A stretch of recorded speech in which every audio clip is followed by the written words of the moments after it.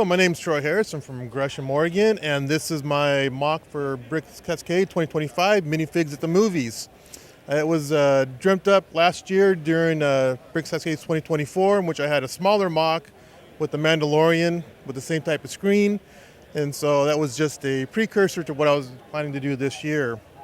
This one is taken from A New Hope. Don't read what my little sign says; they did it wrong. But it's the scene where Han, Chewbacca, Luke, and Obi-Wan are escaping Tatooine for the first time, and they're being pursued by the Star Destroyers. So it was just a vision that I had to go big and go strong, and over the year just kept building and building and adding new things.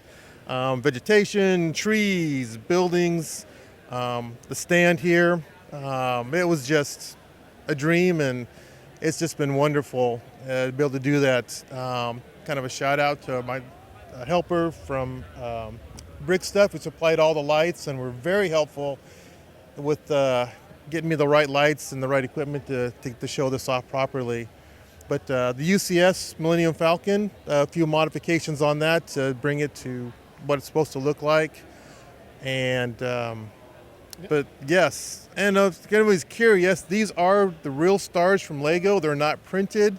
They're from the Cosmo series. So there's just under 8,000 stars. And then next to the planet, there are little smaller ones. Those are the decimals from the Lego text messaging set that they had. So I was able to, buy about 2/3 of what's available in the United States. Sorry for everybody else that wanted them, but I needed them for this mock. So, but all the wiring is done inside except for the outside. I used flex tubing to hide the wiring, to run it all in, to make it look like it's part of the build. Stadium seating, everyone's riding in on hover seats. And it's not the ride from Disneyland or someplace else, because that's what everyone's telling me. Is like, this looks like this particular ride. It's like, no, I had never seen it and had no idea that it even existed. And so been collecting minifigs, had some help from one of our Port Lug members to supply a few more. And just to mix it up, because I didn't want just Star Wars. This is just for all minifigs to come in and to watch a 4D movie. Some of my favorites are, of course, the Flintstones. I was able to grab them. They all have a nice big turkey leg to enjoy their viewing experience. So obviously the kind of the centerpiece of this is this massive wall that is sort of a half circle here. And, getting that big bench shape is not an easy thing to do with Lego. So take us through some of the building techniques you use there. Oh, okay. So, maybe it's easier than I thought. Go ahead. They're made out of 8x16 plates, and they're just sitting up. And I got tiles on the front. I got 2x2 tiles inverted on the backside. And then on the tops and the bottoms, I have Technic bricks. And then they're just being set on 1x2s and 1x3s plates on the bottom to bring it up and above the growth or the ground. And of course, then they put the stuff on the top. And so, but they're all just hinged and just turn them. So using Studio, and I know it's people say I never use math when you get older. I had to use some math to figure out, what degree to turn all these. And then I use Studio to actually create the arc. So when I build it, all I gotta do is just push it back and it creates the circle.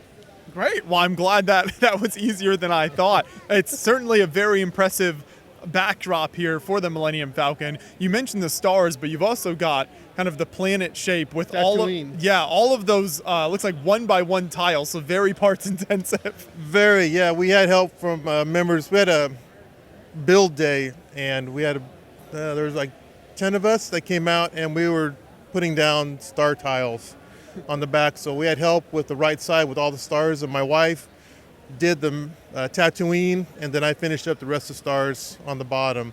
So there was some group effort to get it built, but it was just awesome when it was all done.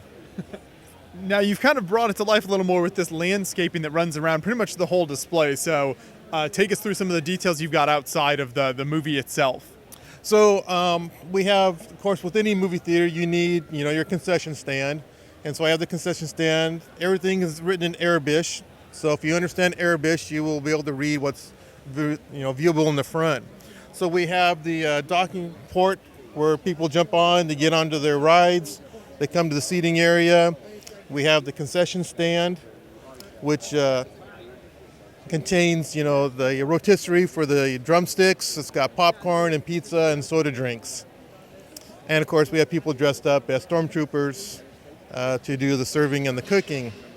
We have the ticket stand, and then we have the entrance and the exit, depending which side you look into it. We have a couple of guest appearances. I didn't know if you noticed them right there. We have a couple political figures. One stole ice cream from the other, and the other is now chasing him. You gotta have a little bit of humor when you build these things. When I was building the concession stand, I actually broke a wire on one of the lights for the banner on the top. So I improvised and said, it's maintenance. So we got a guy out here who's actually trying to fix the light on what I broke. And what about the trees here around the back? So the trees, so if you look at the bonsai tree, you'll actually notice it's actually the Lego bonsai trunk. So I took it and I just made the branches a little bit longer and added flowers to the top. I saw the rest of the trees on Rebrickable, and I was able to get a hold of those. The trees with the big leaves, the green ones, I designed those myself, which was a lot of fun to make the twist on them. Of course, my star, which my wife loves, is the big tree here that twists around each other. And came up with the story, it's male and female. The only time that the female can produce flowers is when a male is in the vicinity. They get together. So it's a lover's type of thing where, they wrap around each other and, they do their things. But the vegetation, flowers, was just stuff I just came up with to make.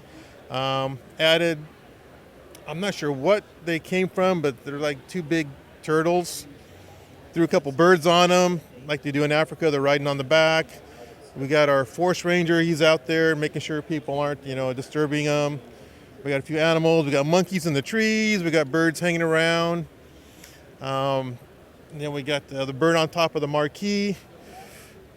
And I like the contrast of the green, luscious landscaping with just the all black kind of space background, the black and gray.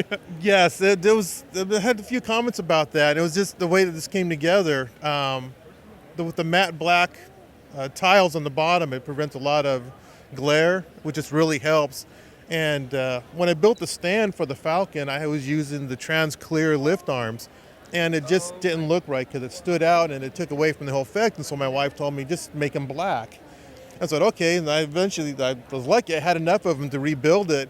So when you take pictures from a kind of a distance, the stand disappears. So it actually looks like the Falcon is floating in the air, which is really cool. It's a great effect. Yeah. And then the last thing is my marquees.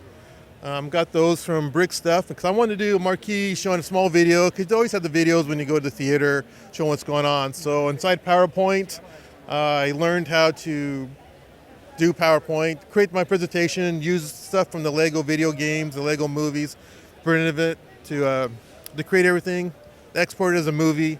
And so both the screens have exactly the same thing. Just to add the rest, the effect, just to bring it all in, to bring it together. And then on the far side, I got the power module. That's cycling. I love that no matter kind of what angle you look at it from, there's always something to see. Yeah. My hope was when I built this that I could have a corner and set it in the corner. But when I got here to start setting everything up, it's like I will not have room to do that. So this side of it changed quite a bit from what I originally had. Do you know a total piece count here for the entire build? I have a rough estimate because I didn't start building on it and making changes until Wednesday afternoon before we showed up Thursday morning to set everything up. But the last count before I add some additions was just over 110,000. And that's because, there's about 65,000 one-by-one tiles in this whole thing. It adds up real fast. Yes. Now, something that's cool about this, because it's a movie style, you could kind of switch this out for other scenes from Star Wars or other movies. So any plans to do anything like that in the future?